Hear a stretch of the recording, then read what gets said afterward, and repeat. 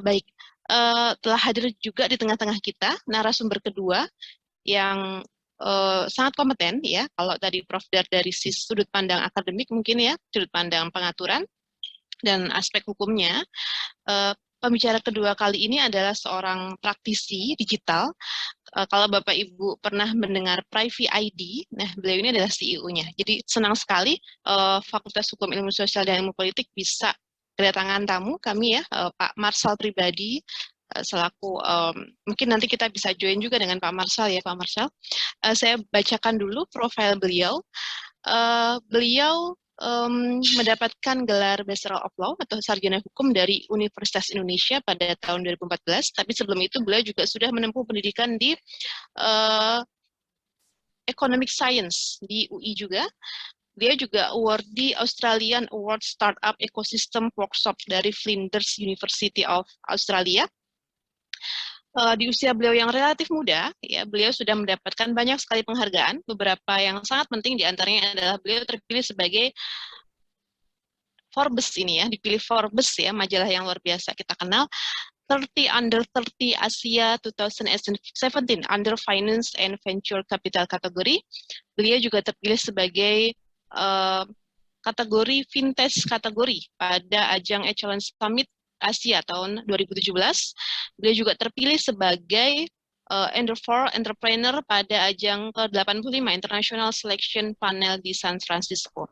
Beliau aktif sebagai pembicara narasumber dalam berbagai seminar baik nasional maupun internasional. Beliau saat ini selain sebagai CEO funding ya, CEO dan foundernya Privy ID, beliau juga menjabat sebagai chairman dari Indonesia Rechtech and Legal Tech Association, ya, asosiasi perusahaan-perusahaan digital yang berkaitan dengan hukum ya, kalau mungkin saya tidak salah ya Pak Marshall, dan juga sebagai Vice Chairman for Indonesian Vintage Association. Nah, beliau akan menyampaikan tentang pelindungan data pribadi elektronik ya kepada Pak Marshall. Kami berikan waktu 25 menit untuk memberikan paparan materinya. Waktu dan tempat kami persilahkan, Pak Marshall. Baik, terima kasih Mbak Nadia.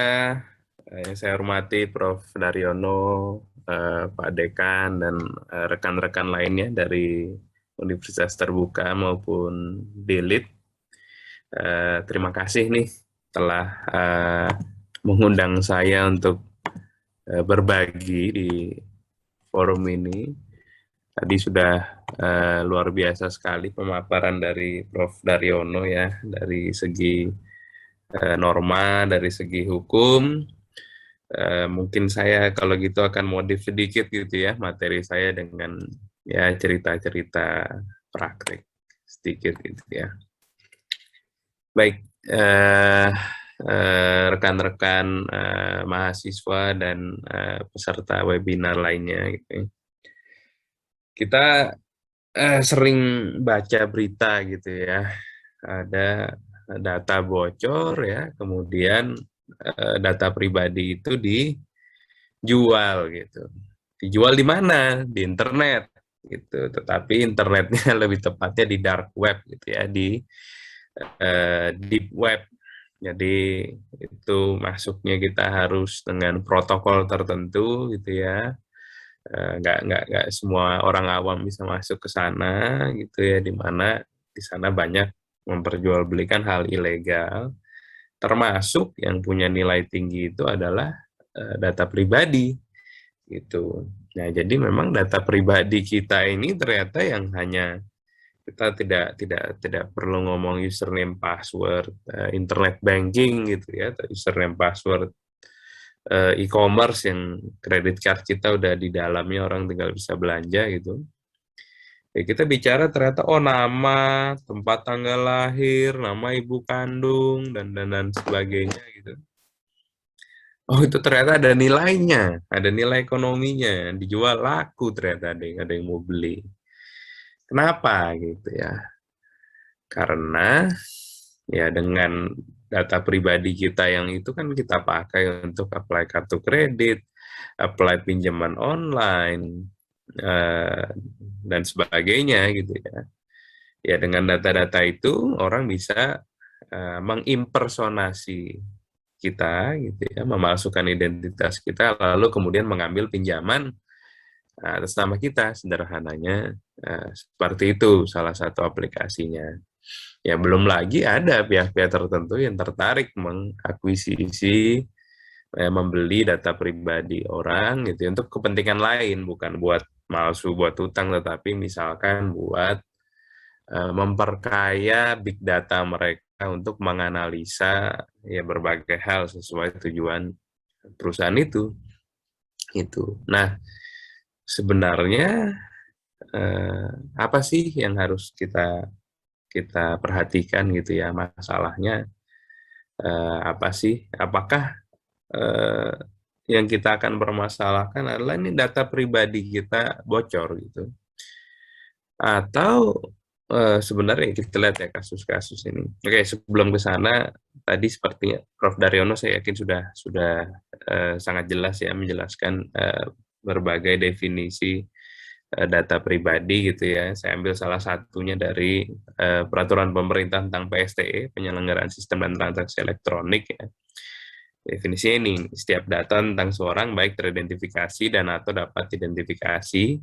Nah, bahasa Inggrisnya apa? PII, Personally Identifiable Information. Jadi, meskipun suatu informasi itu tidak secara gamblang menyatakan Enika sekian, namanya ini, Marcel pribadi, fotonya ini, sidik jarinya ini, gitu ya. Tetapi, kalau ada beberapa informasi gitu ya yang bisa dirangkai gitu ya untuk kemudian kita berkesimpulan nih nasabah ini nih si Marcel pribadi ini nih gitu ya, setelah data itu diolah itu termasuk definisi data pribadi. Nah, banyak nih kasus kebocoran data pribadi ini, saya hanya kutip beberapa dari berita ya gitu ya, ada yang bahkan sudah ada gugatan di pengadilan dan sebagainya. Nah, kebocoran itu ya baik terjadi, disinyalir lah paling tidak ya dari perusahaan swasta ya, e-commerce dan sebagainya, maupun juga lembaga pemerintah ya itu. Nah, responnya apa gitu ya? Responnya mereka nih, si perusahaan maupun lembaga pemerintah ini beda-beda gitu ya. Ada yang bilang data pemilih bocor ya nggak ada masalah karena memang data pemilih dalam pemilu itu adalah data terbuka gitu. Ya, ada yang merespon dengan meminta maaf, lalu akan meningkatkan tingkat keamanan sistem mereka gitu ya. Ada yang nggak merespon sama sekali gitu ya, tidak mengklarifikasi sama sekali, itu ada. Ada yang memberikan notifikasi kepada nasabahnya, jadi langsung di-blast email bahwa kami mensinyalir ada kebocoran data pribadi termasuk Anda, data Anda, gitu, kami mohon maaf, gitu kan, sehingga, nah, ini macam-macam ya.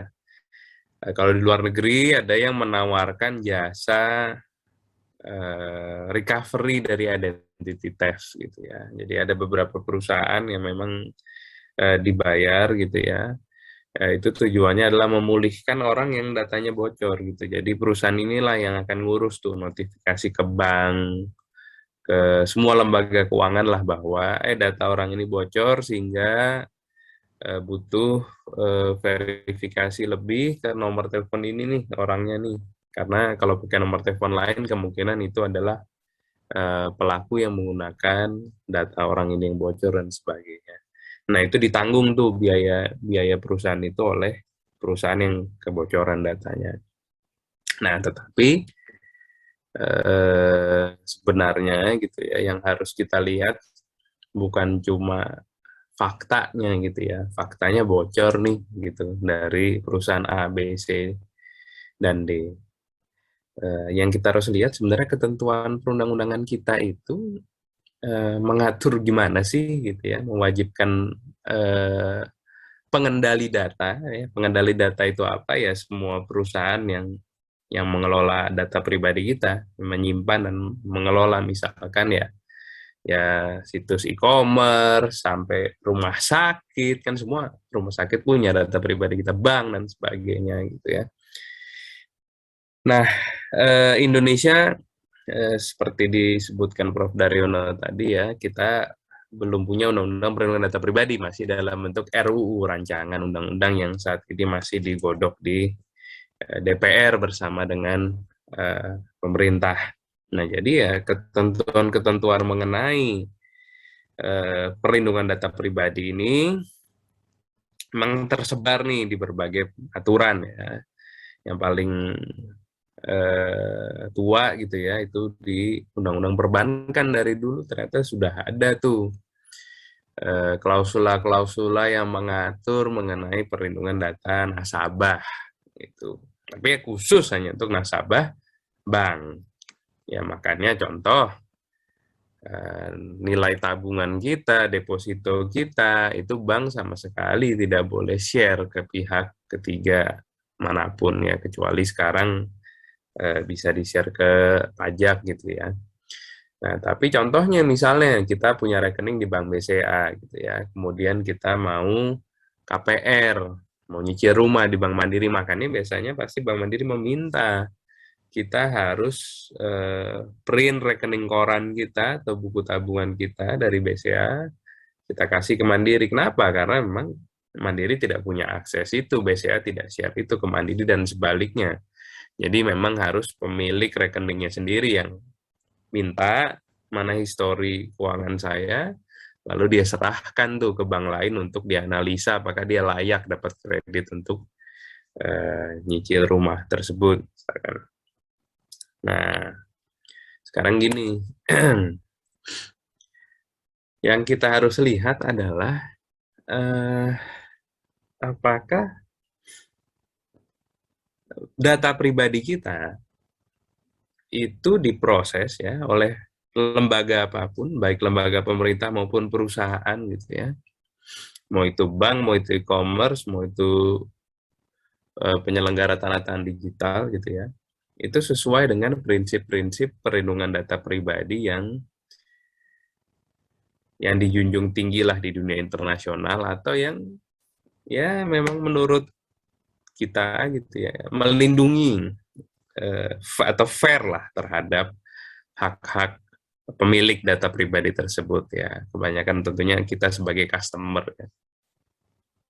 Karena gini, satu, tidak mungkin kita bisa menghindari, kita tidak mau atau tidak bisa memberikan data pribadi kita sama sekali ke lembaga manapun. Contoh, pinjam uang ke bank. Ya coba dibalik gitu ya. Kalau kita jadi banknya, kita mau kasih pinjam sekian ratus juta, lah masa kita nggak tahu ini orang namanya siapa, nikahnya berapa, tinggal di mana gitu ya, kontak daruratnya siapa, kemudian kemampuan keuangannya seperti apa, mampu nyicil apa enggak, kerja di mana. Kita mau minjemin dia ratusan juta, itu mau nggak mau diserahkan ke bank. Sama, pinjaman online juga prinsipnya sama. Lebih berani lagi, kalau pinjam online itu kan nggak ketemu ya. Gitu. Kalau kita mau pinjam uang ke bank kan mereka survei ke rumah biasanya. Bahkan ke leasing gitu ya, mau kredit mobil, kredit motor, survei dulu ke rumah, foto-foto. Kalau pinjam online kan nggak kenal, nggak pernah gitu kan, tiba-tiba ditransfer duit sekian. Ya tentunya mereka membutuhkan data pribadi itu. Nah, tapi apa prinsip-prinsipnya nih? Pertama, ini prinsip-prinsip ini kebetulan ya sudah ada di draft terakhir dari RUU Perlindungan Data Pribadi kita. Dan banyak dari prinsip ini memang diadopsi dari yang Prof. Daryono bilang tadi, dari GDPR. Jadi hukum perlindungan data pribadi di negara-negara Uni Eropa. Pertama, terbatas dan spesifik gitu ya. Jadi permintaan data pribadi oleh perusahaan atau lembaga pemerintah manapun itu harus terbatas dan spesifik. Fungsinya apa gitu. Misalnya perlu nggak sih gitu ya, kita belanja di e-commerce diminta tanggal lahir misal. Pikir-pikir, ya kita mau ngapain sih? Mau belanja, ya kan? Belanja, barangnya dikirim, terus kita bayar, selesai urusan gitu kan. Jadi kalau diminta tanggal lahir, buat apa? Apalagi minta nama ibu kandung misal. Nah, hal seperti itu adalah salah satu yang akan eh, dibatasi ya ketika kita nanti punya undang-undang perlindungan data pribadi. Jadi setiap perusahaan itu harus spesifik, ya, harus sesuai dengan tujuan itu. Meminta data itu untuk apa? Harusnya itu hanya yang diminta hanya data-data yang memang diperlukan untuk penyelenggaraan layanan bisnis tersebut. Ya contoh, alamat. Lah kalau kita nggak mau ngasih alamat, belanja online, terus mau dikirim kemana barangnya gitu kan. Jadi mau nggak mau harus minta alamat. Tapi tadi minta minta nama ibu kandung, minta golongan darah, apa urusannya gitu. Ya, kemudian harus menjamin hak pemilik data pribadi, which is hak pemilik data pribadi ada di slide berikutnya nanti saya jelaskan. Ya, harus akurat, lengkap, tidak menyesatkan dan sebagainya. Nah, sehingga semua lembaga yang mengkolek data pribadi gitu ya, itu wajib memverifikasi dulu ke pemilik data pribadi. Ini betul ya nama Anda ini, alamatnya betul ini, nomor handphone yang aktif benar ini, alamat emailnya ini tidak typo dan sebagainya. Ya, kemudian nggak boleh tuh si data pribadi milik pemilik data pribadi, milik customer misalkan, itu bisa mudah diakses, di-share dan sebagainya gitu tanpa persetujuan si pemilik data pribadi. Jadi dijual misalnya data kita untuk iklan gitu kan. Tiba-tiba kita kok dapat SMS, dapat WhatsApp nawarin pinjaman, nawarin kartu kredit segala macam, tahu dari mana?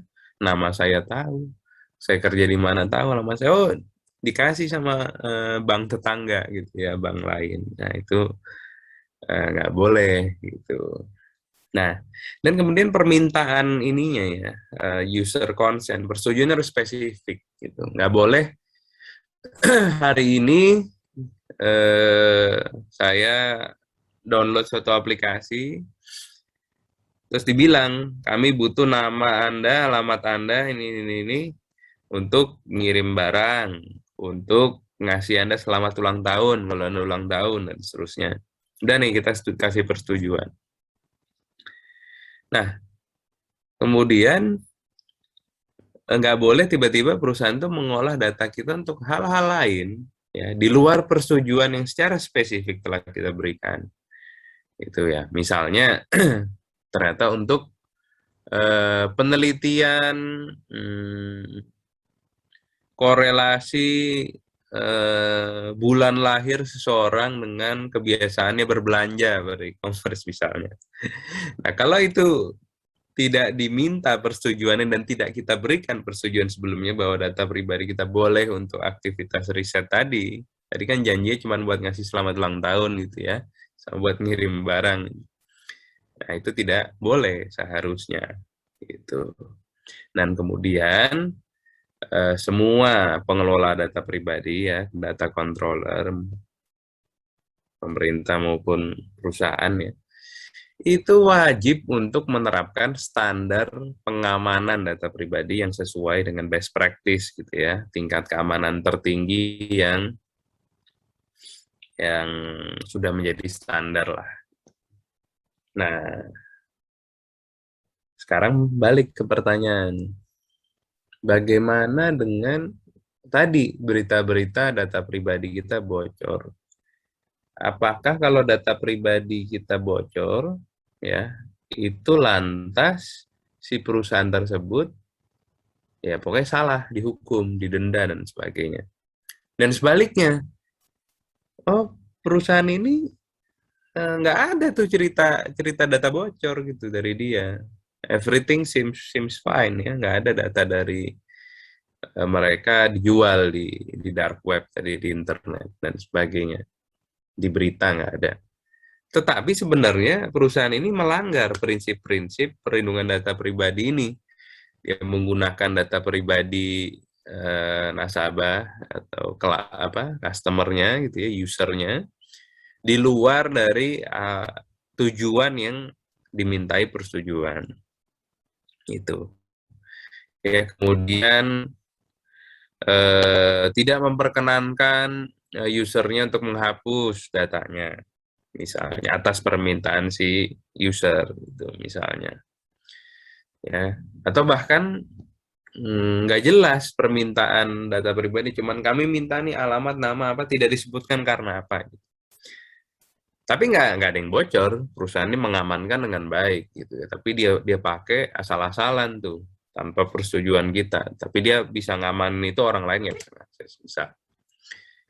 Nah itu patut dihukum apa tidak? Gitu. Atau harus bocor dulu baru dihukum. Nah ingat rekan-rekan gitu ya, teman-teman, bahwa tadi kalau kita melihat di Eropa GDPR itu memang yang ditekankan adalah ini hak-hak pemilik data pribadi beserta prinsip-prinsip pengelolaan data pribadi tadi. Jadi bukan soal bocornya. Jadi hotel nih gitu ya,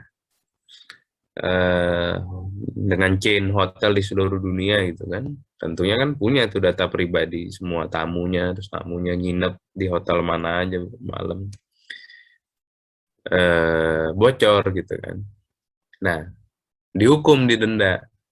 Nah, ntar dulu tapi dilihat ini dia tuh sebenarnya tidak ada prinsip perlindungan data pribadi dan tidak ada hak memiliki data pribadi ini yang saya tampilkan ini yang dilanggar sebenarnya oleh si perusahaan hotel ini ya.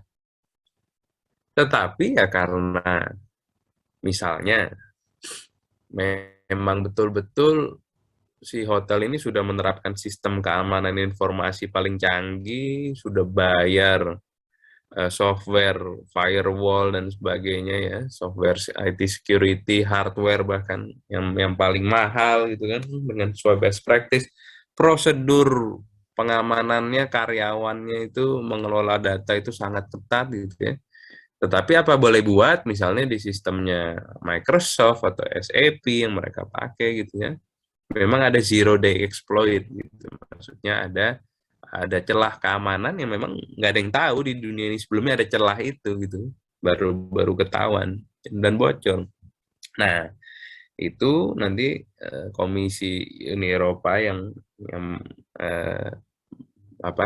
memutus soal GDPR ini atau hakim gitu ya akan memberikan denda sangat rendah atau bahkan nggak kena gitu perusahaan itu, karena memang nggak ada yang dilanggar walaupun ada datanya bocor gitu, data customernya gitu. Karena apa? Dia sudah melakukan yang terbaik, tidak ada ketentuan yang dilanggar. Tapi sebaliknya gitu ya, perusahaan nggak ada kebocoran data gitu, tapi dia banyak melanggar hak-hak dari pemilik data pribadi, customernya gitu ya, dan melanggar prinsip pemrosesan data gitu ya. Misalnya tadi minta persetujuan data apa, buat apa, ternyata kenyataannya dipakai untuk hal lain juga. Atau sebaliknya, persetujuannya tidak spesifik, persetujuan yang dimintanya.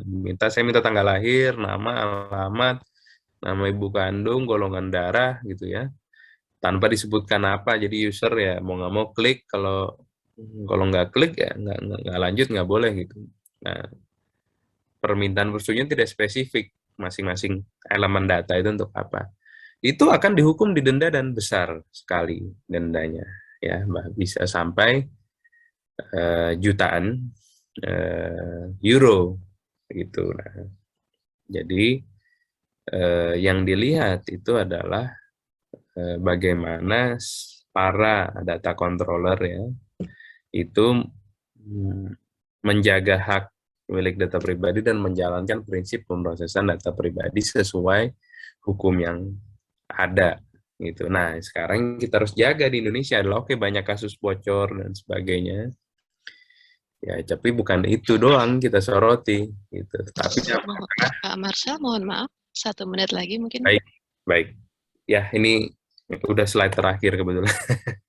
Ya, tapi yang dilihat adalah seberapa perusahaan-perusahaan di Indonesia ini gitu ya sudah memperhatikan menjalankan prinsip pengelolaan data pribadi yang baik dan menerapkan sistem keamanan yang tertinggi yang bisa dilakukan. Oke, mungkin sekian dulu dari saya, nanti kita lanjut ditanya jawab. Terima kasih.